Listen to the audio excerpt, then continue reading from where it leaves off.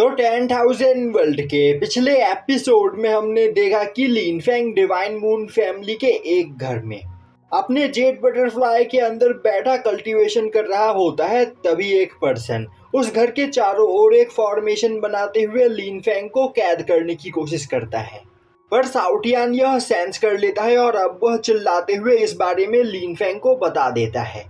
यह सुनते ही लिन फेंग अपनी कल्टीवेशन से उठते हुए गुस्से में उस पर्सन से बोलता है, बेवकूफ, तुम्हारी कल्टीवेशन अभी बस गॉड किंग रैलम के फर्स्ट लेवल की है। इसके बावजूद तुम्हें लग रहा है कि तुम यहाँ पर मुझे मार सकते हो। यह बोलते हुए लिन फेंग अपने गॉड स्लेयर स्वॉर्ड को बाहर निकालता है और अब उस स्वॉर्ड की पावर को देखकर थंडर ड्रैगन भी हैरान हो जाता है और बोलने लगता है, लिन फेंग की स्वॉर्ड्समैनशिप यहाँ पर कुछ ही दिनों में इतनी ज्यादा परफेक्ट हो चुकी है कि कुछ ही टाइम के अंदर लिन फेंग यहाँ पर मुझे भी सरपास कर देगा। अब लिन फेंग के अटैक को देखकर वह पर्सन अपने डेमोनिक चेन्स का यूज करते हुए उस अटैक को ब्लॉक करने की कोशिश करता है, पर लिन फेंग के गॉड स्लेयर स्वॉर्ड से टकराते ही उसके सभी डेमोनिक चेन्स डिस्ट्रॉय हो जाते हैं, जो देखते ही वह पर्सन परेशान हो जाता है और सोचने लगता है, इस पर्सन की कल्टीवेशन अभी बस हेवनली गॉड रैलम की है, पर इसके बावजूद मैं सेंस कर पा रहा हूँ कि इसकी पावर गॉड किंग रैलम की है। मैंने इसे यहाँ पर अंडर एस्टिमेट करके गलती कर दी। आखिर यह पर्सन है कौन? यह सोचते हुए वह पर्सन वहां से भागने लगता है। तभी उस जगह पर डिवाइन मून फैमिली की पैट्रियार्क आ पहुंचती है और अब वह काफी तेजी से उस पर्सन के सामने जाकर खड़ी हो जाती है और उसे वहां से भागने से रोक देती है। पर तभी वह नोटिस करती है कि वह कोई पर्सन नहीं बल्कि एक पपेट होता है, जिसे कोई एक तिलिस्मन का यूज करते हुए कंट्रोल कर रहा होता है। और अब डिवाइन मून फैमिली की पैट्रियार्क के कांटेक्ट में आते ही वह पपेट खुद को सेल्फ डिस्ट्रक्ट कर लेता है, जिससे वहां पर एक बहुत बड़ा ब्लास्ट होता है। अब उस ब्लास्ट को देखते ही लिन फेंग और क्विन यिंग भागते हुए अपने कमरे से निकलकर बाहर आते हैं, पर तभी वह देखते हैं कि डिवाइन मून फैमिली की पैट्रियार्क को वहां पर कुछ भी नहीं हुआ होता है। और अब डिवाइन मून फैमिली की पैट्रियार्क लिन फेंग से बोलती है, कहीं तुम्हें चोट तो नहीं लगी? लिन फेंग बोलता है, नहीं, मैं बिल्कुल ठीक हूँ। तभी साउटियान आगे बढ़ते हुए बोलता है, आखिर वह पर्सन था कौन जो यहाँ पर मेरे मास्टर को मारना चाहता था? पैट्रियार्क साउटियान को बताती है कि वह कोई पर्सन नहीं बल्कि एक पपेट था, जिसे कोई एक तिलिस्मन का यूज करते हुए कंट्रोल कर रहा था। और उस पपेट को कौन कंट्रोल कर रहा था इस बारे में मैं पता नहीं कर पाई। यह सुनते ही साउटियान गुस्से में पैट्रियार्क के पास जाते हुए बोलता है, यहाँ पर मेरे मास्टर के आते ही कुछ लोग मेरे मास्टर को मारने की कोशिश कर रहे हैं। कहीं इसमें तुम लोगों की कोई चाल तो नहीं? आखिर तुम ऐसे ही किसी को भी मेरे मास्टर के कमरे के पास कैसे आने दे सकती हो? यह सुनते ही पैट्रियार्क लिन फेंग से माफी मांगते हुए बोलती है, आगे से वह इन सभी चीजों का ख्याल रखेगी और वह यहाँ पर जल्द से जल्द पता लगाएगी कि इस जगह पर लिन फेंग को मारने की कोशिश कर कौन रहा है। लिन फेंग बोलता है, आपको परेशान होने की कोई जरूरत नहीं, आपको बस यहाँ पर सावधान होने की जरूरत है, क्योंकि मेरे यहाँ पर आते ही किसी ने मुझे मारने की कोशिश की। इससे यह साबित होता है कि आपके डिवाइन मून फैमिली में एक ट्रेडर है जो आपके दुश्मनों के साथ मिला हुआ है और वह आपकी सभी खबरें आपके दुश्मनों तक पहुंचा रहा है। तो आपको यहाँ पर पहले उस ट्रेडर को ठिकाने लगाना होगा। तभी क्विन यिंग लिन फेंग के पास आते हुए उससे माफी मांगते हुए बोलती है, लिन फेंग, मेरी वजह से यहाँ पर तुम्हारी जान खतरे में है, इसके लिए प्लीज मुझे माफ कर दो। तभी साउटियान क्विन यिंग के पास जाते हुए बोलता है, आखिर तुम यहाँ पर माफी क्यों मांग रही हो? माफी तो तुम्हारी पैट्रियार्क को मांगनी चाहिए, क्योंकि यह अपने फैमिली में आए मेहमानों को भी यहाँ पर प्रोटेक्ट नहीं कर सकती है। और यह बोलते हुए साउटियान वहाँ पर क्विन यिंग के साथ फ्लर्ट करने लगता है। तभी लिन फेंग साउटियान को थप्पड़ मारते हुए दूर फेंक देता है और बोलता है, साउटियान की बातों पर आपको ध्यान देने की कोई जरूरत नहीं, मैं यहाँ पर बिल्कुल ठीक हूँ।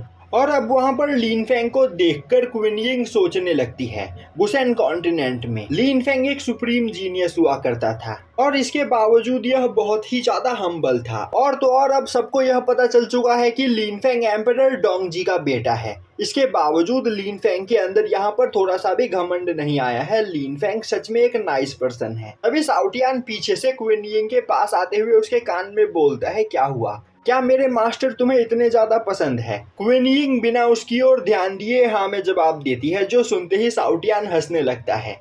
अब सीन शिफ्ट होता है और हमें दिखाया जाता है कि थोड़ी देर के बाद डिवाइन मून फैमिली की पैट्रियार्क एक पर्सन की बॉडी को लेकर लिन फेंग के पास आती है और अब वह बोलती है, मैंने यहाँ पर अच्छे से इन्वेस्टिगेट किया और मुझे पता चला कि यही पर्सन हमारी फैमिली का ट्रेडर है।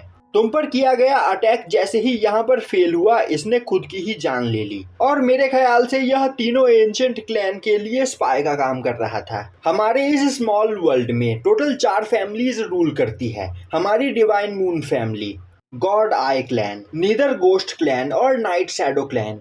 और हम चारों में से गॉड आई क्लैन सबसे ज्यादा पावरफुल है और शायद से गॉड आई क्लैन के लोगों ने उस पपेट को लिनफेंग के ऊपर अटैक करने के लिए भेजा था और बाकी दोनों क्लैंस के बारे में वह कुछ भी नहीं कह सकती है। यह सुनते ही शाओटियान गुस्से में आगे बढ़ते हुए बोलता है, तो तुम कहना चाहती हो कि इस जगह पर 3 क्लैंस है जो तुम्हारे डिवाइन मून क्लैन को डिस्ट्रॉय करने के लिए मास्टर लिनफेंग को मारना चाहते हैं और यहाँ पर तुम मेरे मास्टर को प्रोटेक्ट करने के लिए कुछ भी नहीं कर सकती हो। यह सुनते ही पैट्रियार्क वहाँ पर थोड़ा घबरा जाती है, जो देखते ही शाओटियान नाटक करते हुए बोलता है, मैं और मेरे मास्टर डिवाइन मून फैमिली की मदद करने के लिए यहाँ पर आए थे, पर हमें क्या पता था डिवाइन मून फैमिली के लोग यहाँ पर खुद की ही मदद नहीं कर सकते हैं, तो आखिर हम उनकी क्या मदद करेंगे। और तो और अब डिवाइन मून फैमिली की वजह से इस वर्ल्ड के तीनों पावरफुल क्लैंस हमारे दुश्मन बन चुके हैं।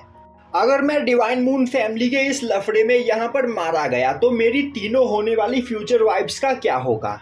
वहीं पर बैठा लिनफेंग बिना कुछ बोले पैट्रियार्क को देख रहा होता है, जो देखते ही पैट्रियार्क और भी ज्यादा परेशान हो जाती है और अब वह आगे बढ़ते हुए लिनफेंग से बोलती है, हमारे पास इसका कोई भी सबूत नहीं है कि तुम पर वह अटैक तीनों एंशिएंट क्लैंस में से किसी एक ने करवाया है, पर तुम्हें परेशान होने की कोई जरूरत नहीं क्योंकि सीक्रेट रैलम में जाने की मीटिंग उन्होंने डिवाइन मून फैमिली के अंदर ही रखी है और अगर डिवाइन मून फैमिली के अंदर तीनों क्लैंस में से कोई भी तुम पर अटैक करने की कोशिश करता है तो हम अपने फैमिली फॉर्मेशन का यूज करते हुए तुम्हें यहाँ पर प्रोटेक्ट कर सकते हैं। लिनफेंग बोलता है, मुझे इससे कोई भी प्रॉब्लम नहीं है और तो और मैं यहाँ पर यह देखना चाहता हूँ कि आखिर मुझे कौन मारना चाहता है। अब सीन शिफ्ट होता है और हमें एक जगह पर तीनों एंशिएंट क्लैन के मेंबर्स को दिखाया जाता है। वहीं पर एक पर्सन एक पत्थर के ऊपर लेटा डिवाइन मून फैमिली के द्वारा भेजे गए लेटर को पढ़ रहा होता है और अब वो हंसते हुए बोलता है, क्या तुम दोनों को पता है कि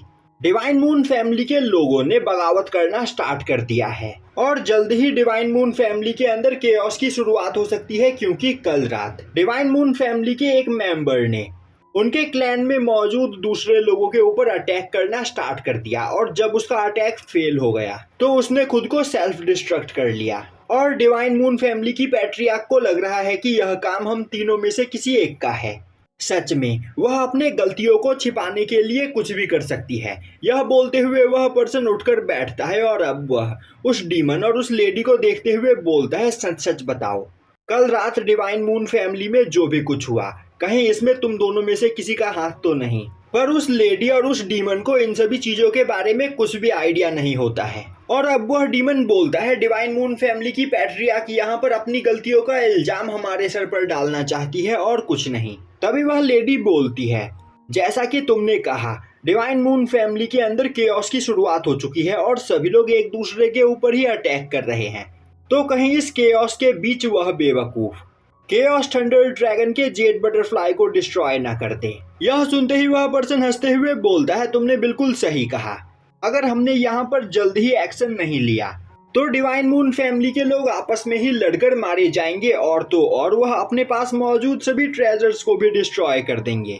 तो हम तीनों को एक साथ हाथ मिलाकर डिवाइन मून फैमिली के पास मौजूद सभी ट्रेजर्स के साथ साथ जेड बटरफ्लाई को भी यहाँ पर हथियाना होगा। अब यह सुनते ही वह डीमन सोचने लगता है, यह पर्सन सच में बहुत ही ज्यादा चालाक है और एक्टिंग करने में तो यह माहिर है। क्या इसने मुझे इतना बड़ा बेवकूफ समझ रखा है? मैं जानता हूँ कि कल रात डिवाइन मून फैमिली में हुए अटैक में इसी का हाथ है। पर दूसरी ओर वह लेडी उस पर्सन के बातों में फंस चुकी होती है और अब वह बोलती है, तो जेड बटरफ्लाई को हथियाने के लिए अब हम तीनों एक साथ मिलकर काम कर रहे हैं, पर यहाँ पर मेरी एक शर्त है। मैंने यह सुना है कि जेड बटरफ्लाई को कंट्रोल करने वाला पर्सन बहुत ही ज्यादा हैंडसम है, तो उससे जेड बटरफ्लाई छीनने के बाद मैं उसे अपना स्लेव बनाकर रखना चाहती हूँ। जो सुनते ही वह डीमन घबरा जाता है और बोलता है, मुझे यह मंजूर नहीं। यह सुनते ही वह लेडी और वह दूसरा पर्सन उस डीमन को देखने लगते हैं। तभी वह डीमन हिचकिचाते हुए बोलता है, वह पर्सन ड्रैगन से रिलेटेड है और तुम दोनों को पता ही होगा कि ड्रैगन्स कितने ज्यादा डिस्गस्टिंग होते हैं, इसीलिए हमें उस पर्सन से दूर ही रहना चाहिए। अब यह सुनते ही वह पर्सन उस डीमन की बात को काटते हुए बोलता है, पहले मेरी बात सुनो। डिवाइन मून फैमिली की पैट्रियार्क ने मुझे एक लेटर भेजा है और उस लेटर में लिखा है कि सीक्रेट रैलम में जाने की बातचीत करने के लिए वह हम सभी लोगों को अपने डिवाइन मून फैमिली में बुलाना चाहती है।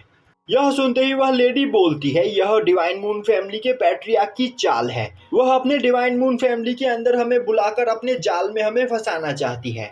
तभी वह डीमन भी गुस्से में बोलता है, मेरा नीदर गोस्ट क्लैन इसके लिए कभी तैयार नहीं होगा। यह सुनते ही वह पर्सन स्माइल करते हुए खड़ा होता है और अब वह बोलता है, मैंने यहाँ पर सभी चीजों के बारे में तुम्हें बता दिया है, तो अब तुम दोनों आगे क्या करना चाहते हो, यह फैसला तुम्हारा है। अब सीन शिफ्ट होता है और हमें दिखाया जाता है कि थोड़ी देर के बाद वह तीनों डिवाइन मून फैमिली के हॉल में खड़े होते हैं और अब डिवाइन मून फैमिली की पैट्रियार्क उन तीनों से लीन फैंग को इंट्रोड्यूस करवाते हुए बोलती है, लीन फैंग इस बार फॉरबिडन एरिया में उनके डिवाइन मून फैमिली की ओर से जाएगा। यह सुनते ही तीनों क्लैन के मेंबर्स वहां पर लीन फैंग को ग्रीट करते हैं। तभी वह पर्सन बोलता है, ब्रदर लीन फैंग, मैं आपसे एक सवाल पूछना चाहता हूँ। जहाँ तक मैंने सुना है आप अपर वर्ल्ड से इस जगह पर आए हो। यह एक स्मॉल वर्ल्ड है जिसमें कई हजार सालों से हमारी चारों फैमिली कैद है। तो क्या मैं जान सकता हूँ कि एक अपर वर्ल्ड का कल्टीवेटर एक स्मॉल वर्ल्ड में क्या कर रहा है? लीन फैंग आगे बढ़ते हुए बोलता है, टाइम के साथ साथ यह यूनिवर्स बदल रहा है और आगे आने वाले टाइम में बस पावरफुल लोग ही सरवाइव कर पाएंगे। इसीलिए मैं यहाँ पर क्वीन यिंग के पूछने पर डिवाइन मून फैमिली की मदद करने के लिए आया हूँ और फॉरबिडन एरिया में मौजूद डिवाइन मून फैमिली के एंसेस्ट्रल ट्रेजर को वहाँ से बाहर निकालकर मैं इस फैमिली को दोबारा से पहले की ही तरह पावरफुल बनाना चाहता हूँ, जिससे आने वाले टाइम में यह सभी लोग सरवाइव कर सके। तभी वह लेडी लीन फैंग के पास आते हुए अपने चार्म का यूज करते हुए बोलती है, लीन फैंग, जितना मैंने सुना था तुम उससे भी ज्यादा हैंडसम और पावरफुल हो, तो आखिर तुम जैसा एक पावरफुल पर्सन कमजोर डिवाइन मून फैमिली की मदद क्यों करना चाहता है? तुम्हें यहाँ पर हमारी मदद करनी चाहिए और अगर यहाँ पर डिवाइन मून फैमिली के बारे में भूलकर तुम हमारी मदद करते हो तो इससे तुम्हें भी काफी ज्यादा फायदा मिल सकता है। पर तभी लीन फैंग उस लेडी को खुद से दूर करते हुए बोलता है, मैं जानता हूँ कि तुम यहाँ पर क्या करने की कोशिश कर रही हो,